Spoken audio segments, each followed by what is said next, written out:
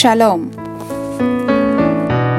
హెబ్రీయులకు రాసిన పత్రిక 4వ అధ్యాయము 2వ వచనము. Hebrews chapter 4:2.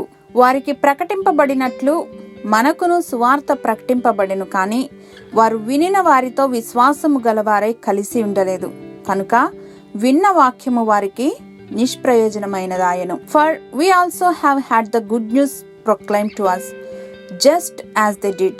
But the message they heard was of no value to them. దేవుని వాక్యము మనకెన్నో వాగ్దానాలు, భరోసాను ఇస్తుంది. అయినప్పటికీ అప్పుడప్పుడు వాగ్దానాల వెలుగులో నడవటం విడిచిపెడుతూ ఉంటాం. భవిష్యత్తును గూర్చి చింతించవద్దు, నా సమాధానం అనుగ్రహిస్తున్నానని దేవుడు చెప్తున్నా కూడా అనేక మార్లు అప్సెట్ అయిపోతూ వర్రీ అవుతూ ఉంటాం. సత్యం ఏమిటంటే దేవుడు ఎన్నో శుభవాగ్దానాలు మనకు దాచి ఉంచారు.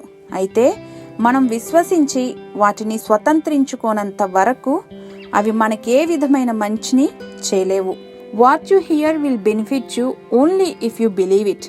మన చుట్టూ ఎన్నో దురదృష్ట సంఘటనలు జరుగుతుంటే భవిష్యత్ పట్ల సానుకూలంగా ఎలా ఉండగలం అనే ప్రశ్న మొదలు కావచ్చు.